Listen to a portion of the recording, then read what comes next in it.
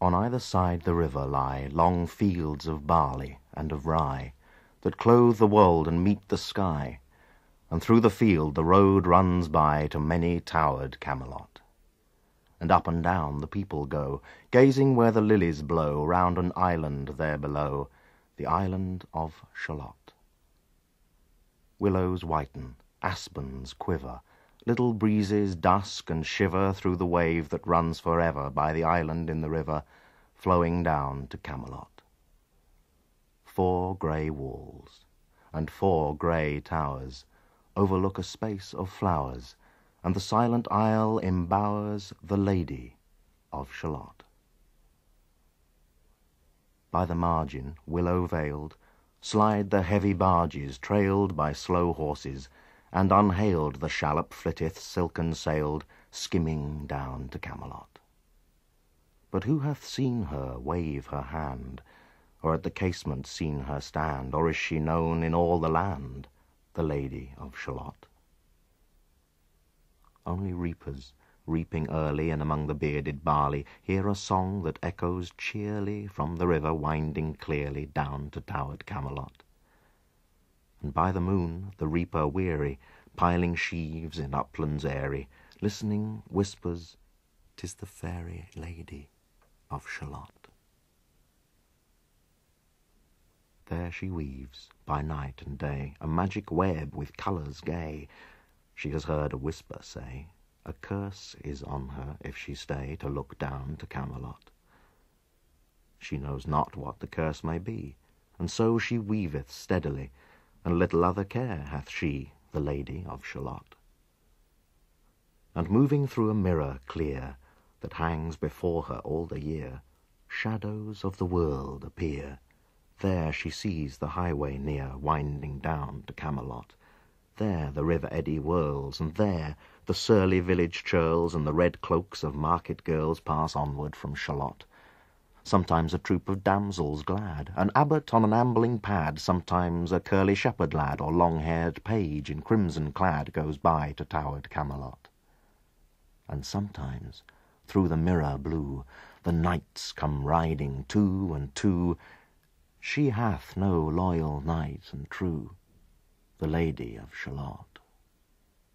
But in her web she still delights to weave the mirror's magic sights, for often through the silent nights a funeral with plumes and lights and music went to Camelot, or when the moon was overhead came 2 young lovers lately wed. "I am half sick of shadows," said the Lady of Shalott.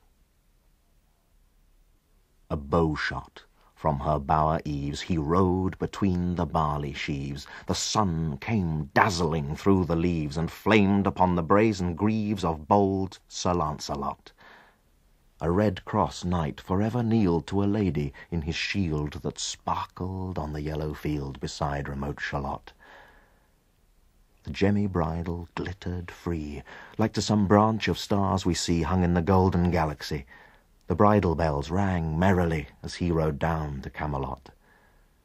And from his blazoned baldric slung a mighty silver bugle hung, and as he rode his armour rung beside remote Shalott. All in the blue unclouded weather, thick jewelled shone the saddle leather, the helmet and the helmet feather burned like one burning flame together as he rode down to Camelot. As often through the purple night, below the starry clusters bright, some bearded meteor, trailing light, moves over still Shalott. His broad, clear brow in sunlight glowed, on burnished hooves his war-horse trode, from underneath his helmet flowed his coal-black curls as on he rode down to Camelot. From the bank and from the river he flashed into the crystal mirror. Tirra-lirra, by the river sang Sir Lancelot. She left the web, she left the loom, she made 3 paces through the room. She saw the water-lily bloom, she saw the helmet and the plume. She looked down to Camelot. Out flew the web, and floated wide. The mirror cracked from side to side. "The curse is come upon me," cried the Lady of Shalott. In the stormy east wind straining, the pale yellow woods were waning, the broad stream in his banks complaining, heavily the low sky raining over towered Camelot.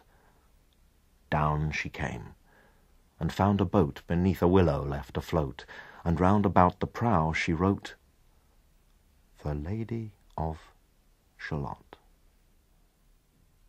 And down the river's dim expanse, like some bold seer in a trance, seeing all his own mischance, with a glassy countenance did she look to Camelot. And at the closing of the day she loosed the chain, and down she lay. The broad stream bore her far away, the Lady of Shalott. Lying, robed in snowy white that loosely flew to left and right, the leaves upon her falling light, through the noises of the night she floated down to Camelot. And as the boat-head wound along the willowy hills and fields among, they heard her singing her last song, the Lady of Shalott. Heard a carol, mournful, holy, chanted loudly, chanted lowly, till her blood was frozen slowly, and her eyes were darkened wholly, turned to towered Camelot. For ere she reached upon the tide the first house by the waterside, singing in her song she died, the Lady of Shalott. Under tower and balcony, by garden wall and gallery, a gleaming shape she floated by, dead pale between the houses high, silent into Camelot.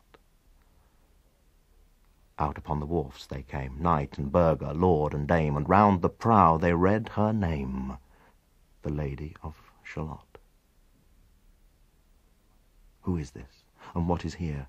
And in the lighted palace near died the sound of royal cheer, and they crossed themselves for fear, all the knights at Camelot.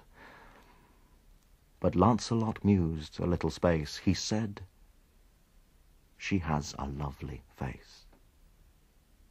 God in his mercy lend her grace, the Lady of Shalott."